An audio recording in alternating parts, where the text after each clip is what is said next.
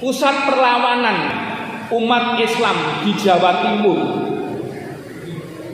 mulai abad ke-17 itu sebetulnya dimulai dari pondok pesantren Gebang Tinatar ten Sentono Jetis Ponorogo. Jadi sebetulnya jika bakal pondok-pondok pesantren di Jawa Timur ini yang merupakan sumber perlawanan terhadap segala bentuk penjajahan tadi adalah di pondok pesantren Gebang Tinatar, Sentono, Jetis, Ponorogo. Kiainya bernama Kiai Ageng Hasan Besari. Iya, Kiai Ageng Hasan Besari. Kiai Ageng Hasan Besari, ya.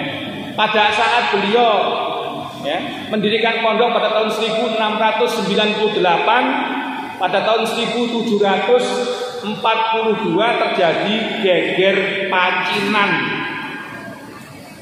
Geger Pacinan itu adalah keraton Surakarta Hadiningrat yang dijumenengi Pakubuwono II diserang oleh Raden Mas Galembi yang dibantu oleh Tiongkok. Maka Pakubuwono II lari, Pak. Meninggalkan kerajaannya, lari dan nyantri di pondok pesantren Gebang Tinatar menjadi menantunya daripada Ki Ageng Besari. Untuk merebut kembali Surakarta, Ki Ageng Hasan Besari mengutus putranya yang bernama Bagus Harun yang nanti menjadi seorang ulama besar juga, namanya Kiai Ageng Basariah. Kiai Ageng Basariah ini nanti mendirikan pondok pesantren di Sewulan Dagangan Madiun, yang itu beliau itu adalah kakek keberapanya dari Kiai Haji Hasim Asy'ari alias Tok Sumbere Gus Dur niku King Sewulan Dagangan Madiun. Dan nanti Kiai Ageng Hasim Besar, Kiai Hasim Asy'ari mendirikan pondok pesantren di Tebu Ireng. Kiai Hasim Asy'ari memiliki 2 murid, mendirikan pondok pesantren di Ploso dan pondok pesantren di Lirboyo Kediri. Nah, ini loh, nyambung kan ya? Ini dari Bagus Harun. Kemudian tatkala Ki Ageng Besari satu meninggal, digantikan oleh putranya yaitu Ki Ageng Besari, Ki Ageng Maulana Hasan Besari II. Dia punya murid juga, Pak. Namanya muridnya itu yang menonjol dan dijadikan satu menantu, namanya adalah Bagus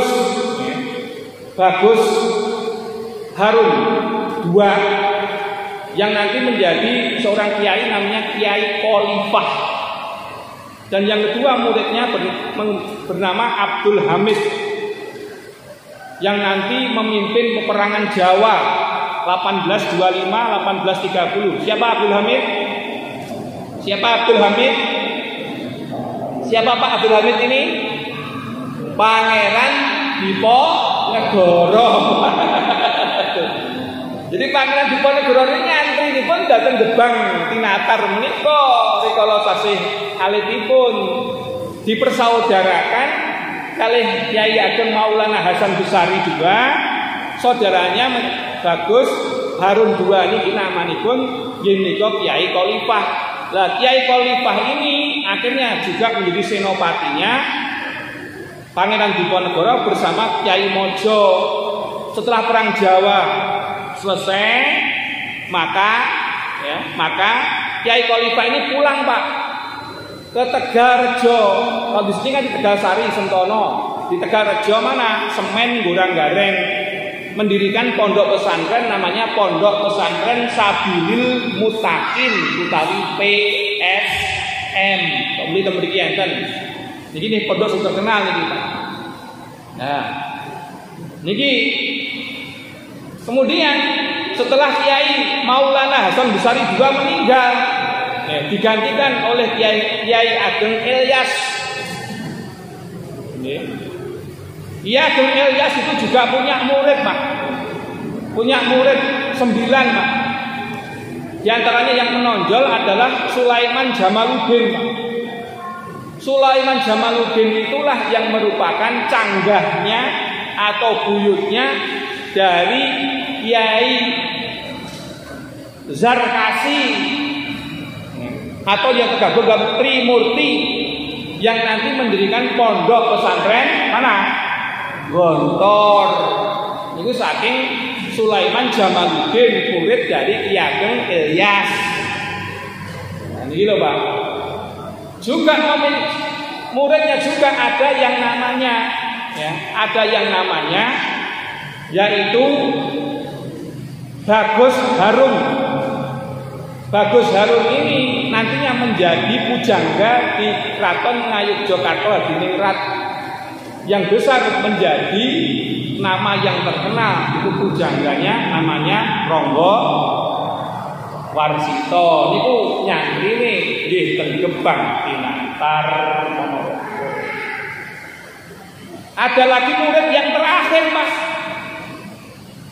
Murid terakhir dari pondok pesantren Gerbang Tinantar ini namanya Umar Said.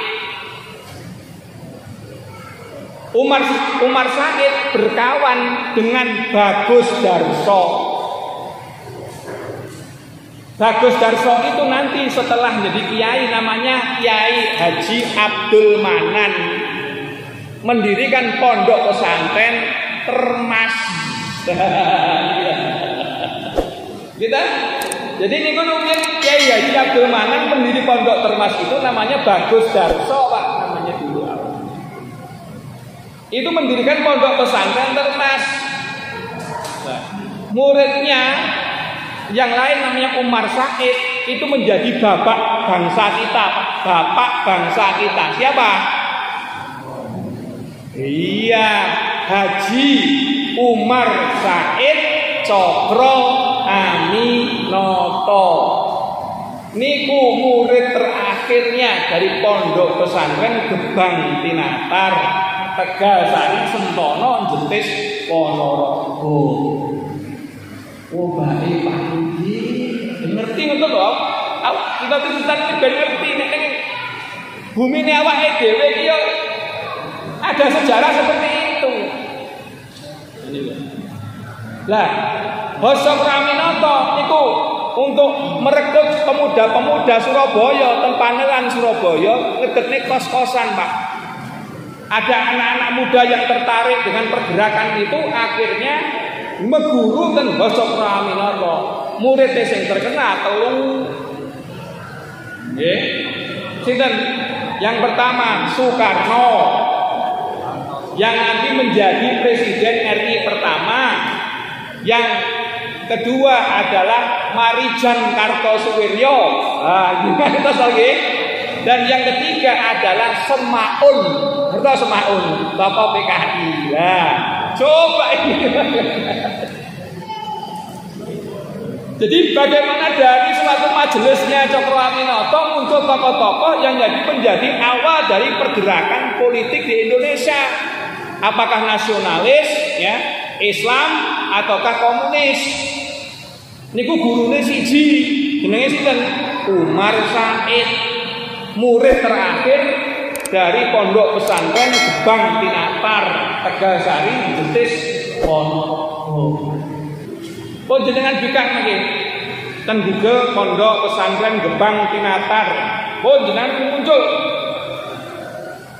Bagaimana sejarah pondok itu? Ternyata sejarah pondok itulah yang mengilhami semua pergerakan-pergerakan yang ada di Jawa Timur ini.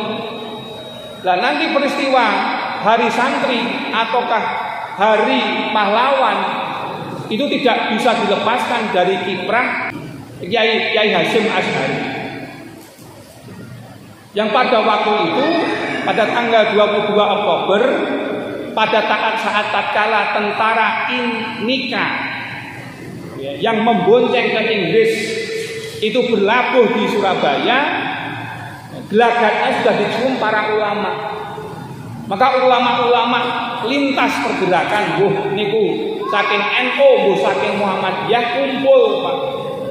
Akhirnya ditandatanganilah resolusi jihad,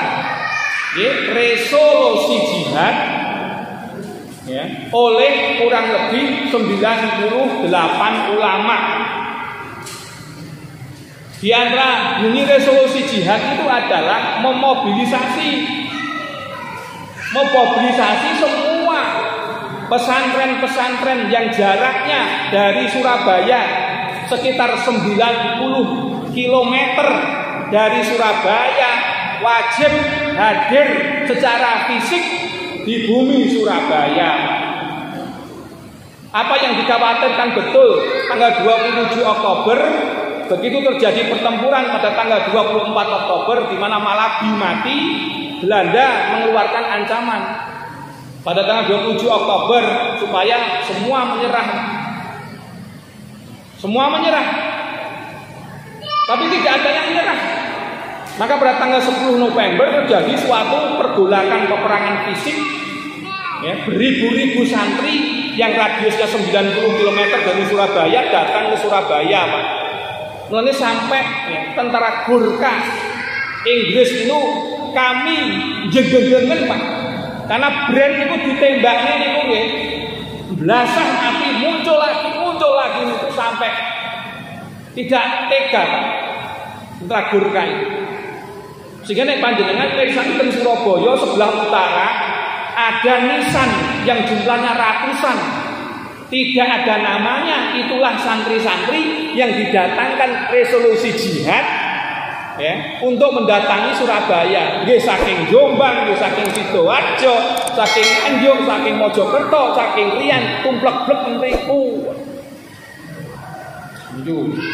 Itu ceritanya itu. Lah untuk menyatukan mereka, memobilisasi mereka, niku Sungkono, Mayor Jenderal Sungkono, kemudian Letnan Jenderal Sutomo, Bung Tomo niki sowan kepada para kiai. Kiai napa ingkang saenipun kagem memobilisasi para warga Surabaya supados medal niku napa semboyanipun. Ada namanya Kiai Abdullah ingkang ngendikaken iskariman au mutsahidan. Lho niku napa Kiai maknanipun iskariman au mutsahidan? Hidup mulia di bawah naungan Islam atau mati syahid. Niku umpami dipun gantos merdeka atau mati niku angsal apa mboten Kiai? Angsal mawon. Maka iskarimat au mutsahidan dados merdeka atau ini lho asal usule Pak. Niku sowane nih kalau Mayor Jenderal Sungkono kali Letnan Jenderal Sutomo sowan dumateng para yai iki. Apa yang harus saya katakan kepada mereka agar mereka datang ke Surabaya berbondong-bondong? Pekekkan kepada mereka takbir, semboyankan mereka iskariman amud sahidan, maka dia akan datang ke Surabaya. Ini loh kita. Merdeka atau mati. Niku semboyane dari Kiai Abdullah sing dimirenge kalih Pak Sutomo niki yang dijadikan pekek perlawanan di Surabaya.